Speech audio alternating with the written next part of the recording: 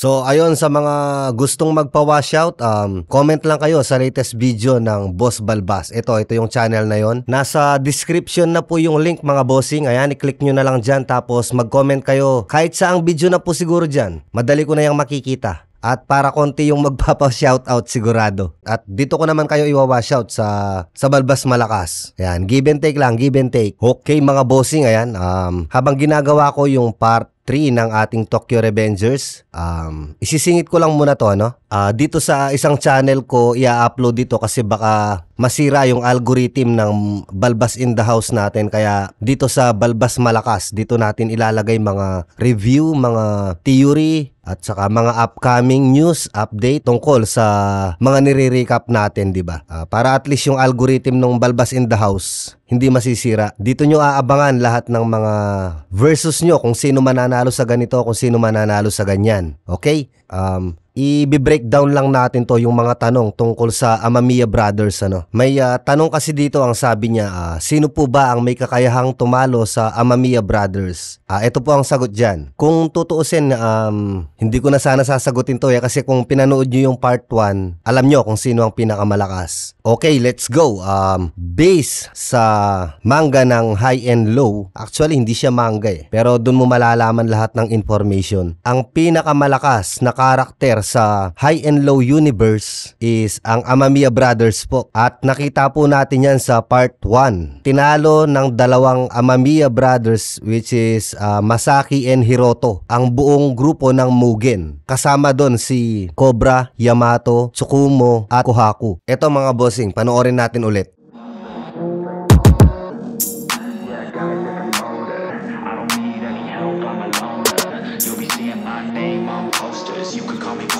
I got all the voters. I swear to God, I've been at it for a minute. Climbing to the top, and this music was my ticket. Found a way to grind, turn a passion to a business. No limit, I'ma get it, having millions as a witness. I'm addicted to winning, living up every single day. I'll be fighting and building up in a million different ways. I don't think I can stop, I think I need the chase. I love to race, and I'm running till I'm first place. Long nights, long flights, I'ma make it big. Big dreams, big sights since I was a kid. Doing things that I like, let the pieces fit. I like the pain, feel alive when I'm under it. I could change, adapt, do what I need to. All these obstacles, they looking see-through. Don't let the anger out, just let it feed you. I'll see you at the top, just let me teach you.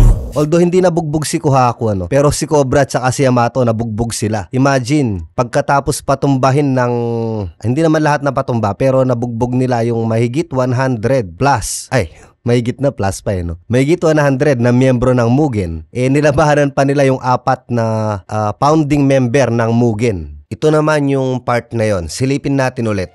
I got big dreams, I'ma do big things. Yeah, you see me on the big screen, looking so clean. I don't move slow, I move fast, right past anybody taking life for granted, yeah, that's too bad. Dito 4 versus 2 na sila dito. Cobra, Yamato, Tsukumo at Kohaku laban sa dalawang Amamiya. That I can, everybody look at me, I got a plan.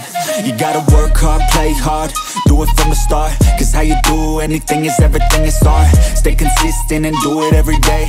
At aminado silang natalo sila. Kung mapapansin nyo, panoorin nyo yung part 1, hindi nila matanggap na natalo sila sa 2 tao lang. Tapos sinabi ni Tatsuya doon na libu-libong tao na ang sumubok na talunin ng Amamiya Brothers pero wala pa ni isang nagtagumpay. So sa madaling salita, wala pa sa High and Low ang tatalo sa kanila. Kahit yung Ice versus Hiroto. Alam ko mahihirapan si Hiroto doon, mapapalaban siya ng husto. But in the end, sigurado si Hiroto ang mananalo. Sa tibay at lakas, lamang si Hiroto pero malakas si Ice. Hindi natin matatanggi yun, malakas si Ice. At ang may kakayahan lang na sumabay talaga sa Amamiya Brothers is si Genji at saka si Kohaku at si Ice. Silang tatlo lang ang may kakayahang sumabay sa dalawang Amamiya, kay Masaki at Hiroto. Kay Takeru, tagilid po sila kay Takeru. Si Takeru po ang pinakamalakas sa lahat ng karakter sa High and Low. Yun nga lang, maaga siyang tinapos. At isa pang pwede nyong pagbasihan din. Panoorin nyo ulit yung part 6. Ang nakalaban po ng Amamiya Brothers doon is hindi nasuntukan. Puro di baril na po yun. Sinugod nila yung lugar ng Kamisono, yung hideout ng Kamisono. Puro may mga baril yun pero tinalo pa rin nila. Siyempre, bida sila Doon makikita nyo ng husto ang skills ng dalawang Amamiya, si Masaki at si Hiroto. Eto, silipin nyo ulit yung part 6. Ayan. fatigue get in your way. Cause 10% of something is better than nothing. You better do something if you wanna be something. I can feel my stomach rumbling, I'm hungry. Big things coming, I ain't bluffing, yeah. No, I don't wanna stay the same, yeah. So I keep pushing through the pain, yeah. That's the only way to make a change, yeah. So I fight every day and train, yeah. It'll all be worth it. One day it'll all be worth it. So I keep pushing through the pain, yeah. That's the only way to make a change, yeah. I've had enough, I'm making my own luck. Adrenaline, my drug, I'm sick of feeling stuck.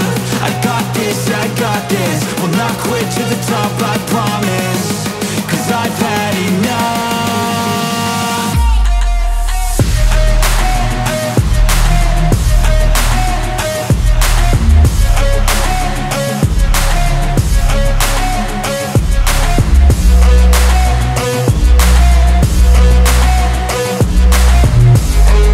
Tingnan nyo ang eksena na to mga bossing yung pinakita ko tungkol sa bagong Koryu, di ba? Kaya kung lalabas yun, yung mga bagong Koryu, which is the Mighty Warriors, ito ang papalag sa kanila sigurado, ang Amamiya Brothers. Dito sa scene na to, nauna na silang naglapag ng eksena na may barilan. Kaya ang high and low na sword series is pabigat ng pabigat yung labanan. Papunta na sila sa eksena na parang mafia na yung labanan.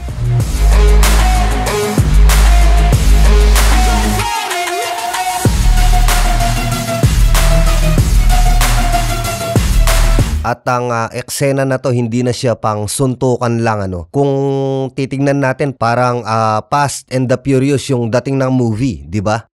Sana lang lumabas na yung bagong Koryu or bagong movie ng High and Low. Kadalasan 2 years. So malapit na mag 2 years mga boss. Actually 2 years na yata. Ang latest movie is 2022. So 2024 tayo ngayon. Sana coming soon na sana. Hindi kasi natin masigurado dahil wala silang sinasabi. Ayan, sa mga nagtatanong ng part 15 mga boss, ang daming beses ko na sinabi, wala pang part 15 kasi wala pang nilalabas na movie. So kung ikukumpara natin sila sa ibang karakter sa High and Low maliban kay Takeru, kay Genji po na Koryu hindi si Genji ng Crow Zero, at kay Kohaku at saka kay Ice, walang pwedeng tumapat sa kanila. Yung tatlo lang talaga na yon. Yun nga si Genji, Kohaku at si Ice. Ito silipin nyo din ulit yung part 1. Tingnan nyo kung gaano kadami ang Mugen laban sa dalawang Amamiya. At dito rin nag 1-on-1 si Masaki tsaka si Kohaku, subalit hindi yun natapos. Hindi natapos yung laban nila. Ewan natin kung bakit. Walang kwento tungkol doon kung bakit hindi natapos yung laban nila. Pero na-declare na tinalo ng Amamiya Brothers ang Mugen. Siguro dahil imagine 2 versus 100 plus tapos may 4 pang opisyalis. Yamato, Cobra, Tsukumo tsaka Kohaku, pero hindi man lang nila nabugbog yung dalawang Amamiya. Siguro nga may consider na natin yun na panalo ang Amamiya kasi nabugbog yung Mugen pero yung Amamiya hindi, at si Kohaku hindi rin. At partida, pagod na ang dalawang Amamiya nung lumaban ang 4 na founding member ng Mugen. Kumbaga fresh pa yung 4 pero yung dalawa may pagod na. Paano pa kaya kung wala pang pagod yung dalawa? At bago sila pumunta sa teritoryo ng Mugen, nakipaglaban na din sila dun sa iba pang miyembro ng Mugen noong hinarang sila. So, makikita natin yung agwat, diba? Ano kaya aabutin ng 4 na founding member ng Mugen kung fresh pa yung dalawang Amamiya, kung wala pa silang ibang nilabanan? So, ayan, okay na po ba tayo sa Amamiya? Pero kung may katanungan pa kayo, itanong nyo lang ulit sa comment section, sasagutin natin yan. Ngayon, dako naman tayo sa ibang sa ibang versus ninyo. Eto, may nagtanong, Ice versus Murayama. Galing kay Mary Joy Pacho yung question. Ice versus Murayama. Hindi po mananalo si Murayama kay Ice, mga bossing.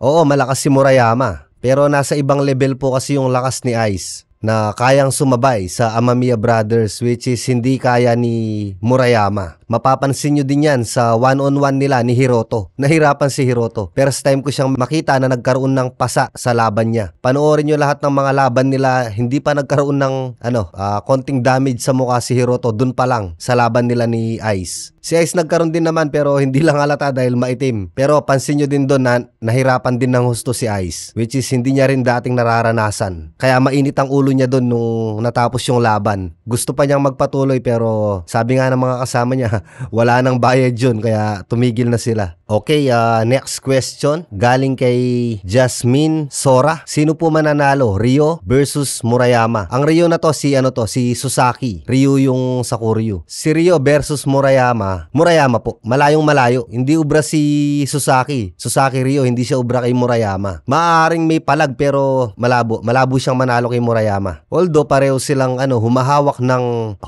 ng isang buong school. Si Murayama sa Oya High. Si Ryo naman ang hinawakan niya is ang Nami High. Ngayon, pareho silang naging leader ng kanya-kanyang school, kaso nga lang, hindi magkasing lakas ang school na yan. Dahil ang pinakamalakas na school sa Sword area or Chikuni City, ang Oya High po. Kaya sila yung napabilang sa Sword. Okay? Ayan, nasagot na po natin yung tanong nyo. Pero napakalakas po nitong si Susaki Ryo. Mali lang po kayo ng pinagkumparahan. Kaya hindi siya uubra dito kay Murayama. Kung sa ibang karakter, malamang. Next question galing kay Rolly Erepol. Cobra versus Fujio. Mabilis po tayong Cobra dito. Although malakas si Fujio sa ira niya sa Oya High. Talo nga siya kay Sachi eh. Ibig sabihin hindi pa talaga siya ganun kalakas. Kay Sachi naman versus Cobra, Cobra pa rin. Ayan. Kay Rolly pa rin po nang galing yung tanong. Cobra versus Sachi, Cobra po. Tinalo nga niya si Murayama eh. Tinalo ni Cobra si Murayama. Si Sachi hindi po siya ubra kay Murayama. So, gets niyo po ba yung point? Magaling si Fujio pero doon lang po sa ira niya. Kapag lumagpas siya doon sa level ng mga kaira niya sa Oya High,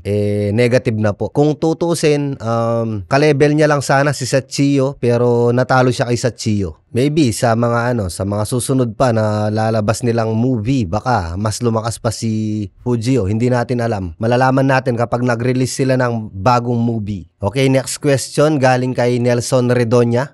Sino po ba ang mananalo, Cobra versus Rao? Cobra pa rin po. Oo, malakas si Rao. Pero kagaya lang din yan ng lakas ni Fujio. Although mas malakas si Rao kaysa kay Fujio, pero yung ira po nila at yung experience ni Cobra sa mga taong nakalaban ni Cobra na tumalo din kay Murayama, nakipagsabayan sa Koryu. Sa palagay ko, maaaring may palag si Rao pero Cobra pa rin ang mananalo. Based din yan sa skill. Medyo kulang sa skill si Rao, pero malakas siya. Siguro kung magkano sila yung walang gagalaw, talagang tanggapan lang ng suntok, baka mapalaban ng husto si Cobra. Pero laban ang pinag-uusapan dito, gagamit sila ng kanya-kanya nilang skills. Cobra tayo dyan. Next question galing kay Tony Agulto. Rao versus Fujio. Rao po, tinalo ni Rao si Sachio. Tinalo ni Sachio si Fujio. Paano mananalo si Fujio kay Rao? Medyo malabo.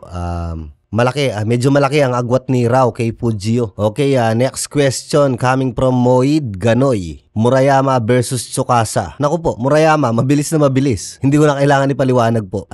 Kitang-kita po sa mga pinakitang performance ni Tsukasa at ni Murayama. Hindi nga napamunuan ni Tsukasa ang full-time student eh. Si Murayama, buong Oya High ang napamunuan niya. Murayama versus Ryo, Murayama pa rin po. Galing pa rin yon kay Moid Ganoy. Ayan, sana po nasatisfy ka sa sagot ko, bossing. Hindi ko po kilala yung sinasabi mong yung kanan kamay ni Hoki. Sino po si Hoki? Hindi ko siya kilala. Okay, next question galing kay Jansky Aganon. Todoroki versus Mercy.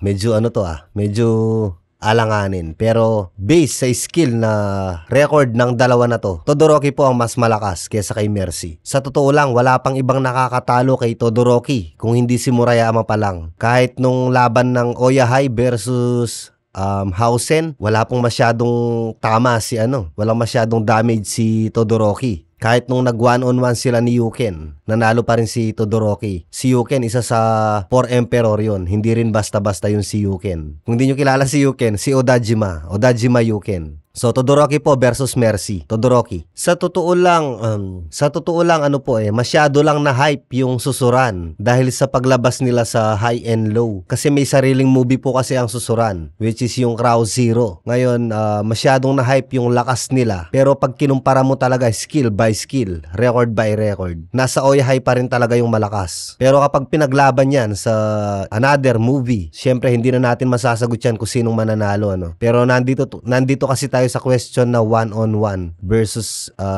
ganito versus ganyan. Kung buong school ng Susuran magtutulong-tulong laban sa school ng Oya High or laban sa school ng Hausen, yan ang hindi pa natin masasagot. Pero kung buong Oya High po na nandun si Murayama or ang mga part-time student, malaki po ang chance na Oya High ang mananalo. Kasi ang full-time student lang po ang lumalaban sa school by school Kung napapansin nyo, hindi sumasali ang mga part-time student kasi lumalaban ng mga part-time student sa mga street fights. Kagaya dun sa laban nila sa Kuryu yan. Hindi sila lumalaban sa school, laban sa school. Hindi ko pa sila nakitang pumatol dun. Kahit si Yuken ng Hausen, alam niya na delikadong kalaban ng Oya High kapag kasali yung part-time student. Alam din ni Sachio yon, pero that time wala nang pakialam si Sachio kung kasali man ng part-timer. Basta makaganti lang sila. Okay, another question coming from April Jane Bagasina. Ice versus Cobra. Ice po, Ice. Si Ice po is ibang level yung ano niyan. Ibang level yung kakayahan niyan. Yung lakas niya. Hindi siya match kay Cobra. Okay, last question muna tayo coming from... ang pangalan nito? Kenzie Barinato. Hindi ko alam yung tamang bigkas. Mighty Warriors versus 3 Amamiya Brothers. Ayan. Magandang laban to, no? Pag ito nangyari, magandang laban to. Pero Amamiya Brothers pa rin ang mananalo dito. Sigurado yan. Pero sigurado din ako na mapapalaban sila sa Mighty Warriors. Napakalakas din po kasi ng Mighty Warriors, ano? Kung natatandaan nyo is, dalawa lang, si Ice at saka si Nine lang ang sumugod sa Oya High. Kaso wala si Murayama nun. Binatumba nila ang buong Oya High. At saka ilang mga tauhan lang ang kasama ng Mighty Warriors nun. Pero ang head, dalawa lang nun. Si Nine saka si Ice. Pero gumuho ang Oya High. Kaya kung Amamiya Brothers versus Mighty Warriors, magandang laban to. Pahirapan to pero Amamiya pa rin yan. So ayun mga bossing, hanggang dito lang muna yung mga versus natin saka yung mga tanong nyo. Kung may mga tanong pa kayo, comment lang kayo dito sa video na to at sasagutin natin yan. Lahat ng kaya natin sagutin dyan, sasagutin natin yan mga bossing. Yung ibang tanong na hindi ko pa nasagot, sasagutin ko pa rin yan sa mga susunod nating video. Okay, maraming salamat sa panunood mga bossing. So washout tayo? Okay, sa mga gustong magpa-washout, huwag nyo pong kakalimutang ilagay yung mga pangalan nyo. Walang pangalan, walang washout. Okay? Sa mga sa mga gustong magpa-washout, mag-comment po kayo sa latest video ng Boss Balbas. Yan. Yung isang channel po namin sa mga short film, mga jokes namin, mga katarantaduhan lang. Ilalagay ko po sa description yung link ng channel kung saan kayo magko-comment kapag magpapa-wash out kayo. Kahit sa ang video na po siguro doon, madali ko pong makikita yon kasi konti lang yung mga comment doon. Sa Balbas in the House po kasi masyado na madami yung comment. Nahihirapan na po akong magkalkal ng mga wash out kaya yung iba hindi ko na nawa-wash out. Maraming salamat. Give and take lang po tayo para magkaroon po ng views yung channel na yon and para ma-wash out ko din po kayo. Mabibigyan nyo ako ng pabor, mabibigyan ko din kayo ng pabor. Thank you very much mga bossing. Salamat sa suporta nyo.